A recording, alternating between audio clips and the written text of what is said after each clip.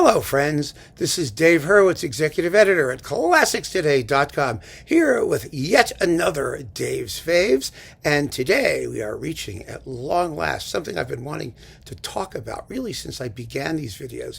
And by the way, we have now passed 1,500 videos with this particular one. Actually, not this one, a couple videos ago.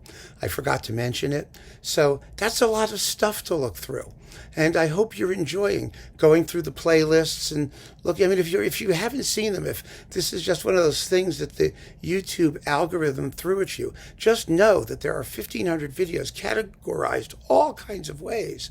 And you can look them up and browse at your convenience and have a good time with them.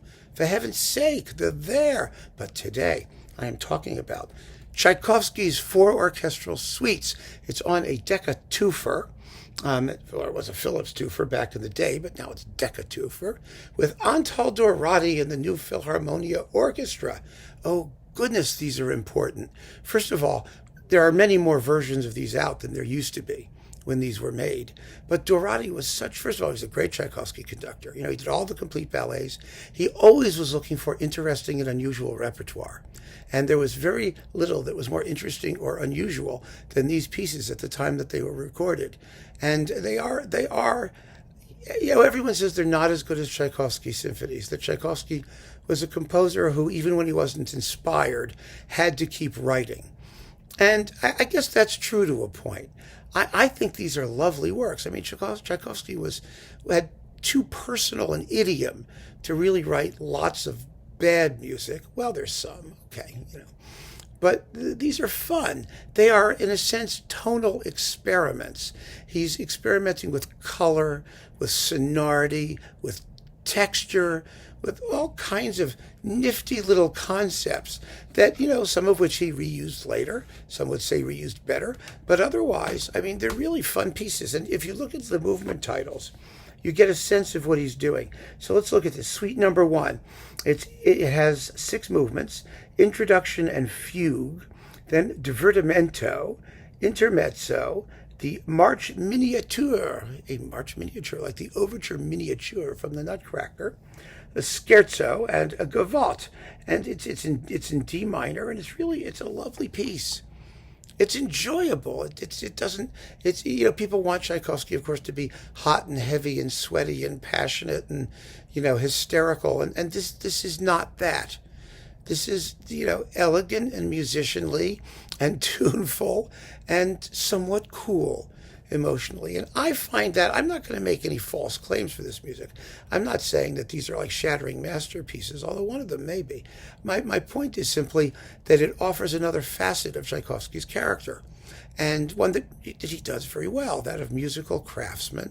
And if you are interested in Tchaikovsky and you want to understand the full range of what he could do, then these are necessary pieces. So number 2 is a wonderful work. Oh, it's a wonderful work. It begins with a piece called Jeu de Sons, Game of Timbres, Game of Sounds. And it is beautifully orchestrated. Then there's a waltz, and Tchaikovsky was an amazing waltz composer.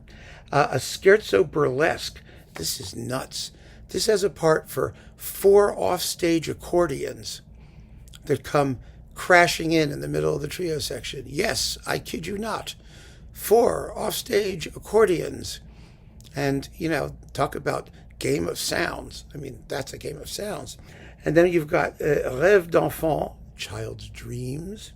And finally, the concluding Danse baroque, because these are suites. And so he's adapting the Baroque dance suite to his own purposes. It's really marvelous. Number 3 is the only one of these pieces that's really well known, and it's well known because the finale, the theme and variations, has an independent existence as a concert work. It's a big, long variation movement, 20 minutes long. It's a big work, this one. It begins with an elegy. Then you've got a valse mélancolique, a melancholy waltz, a lovely scherzo, and then that big, long finale, which ends with a great polonaise. Oh,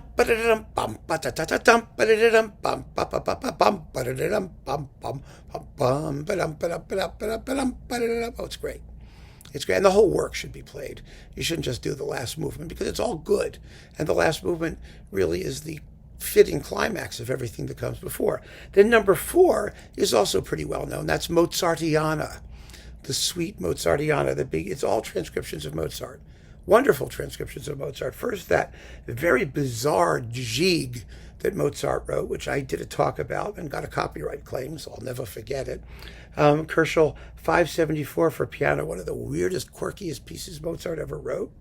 And then the Minuet for piano, Herschel 355.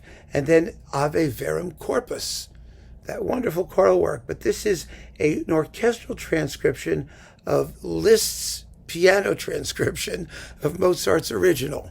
And then finally, there's a theme in variations, which is based on the tune Unser dummer Pöbel meint by Gluck. It's a set of variations that Mozart did and that Tchaikovsky's orchestrated, Herschel 455. And Mozart was Tchaikovsky's favorite composer, and they are wonderful arrangements. The piece is just lovely, incredibly sweet and enjoyable, and again, sensitively made, heartfelt for what it is, which is not the Pathetique Symphony. But it's still beautifully expressive. And these performances with Antal, Dorati, and the new Philharmonia Orchestra are just tip-top. They've been the reference since the beginning of the universe. And so they remain. So keep on listening, friends. Go enjoy your Tchaikovsky suites. You'll really like them. I guarantee it. Take care.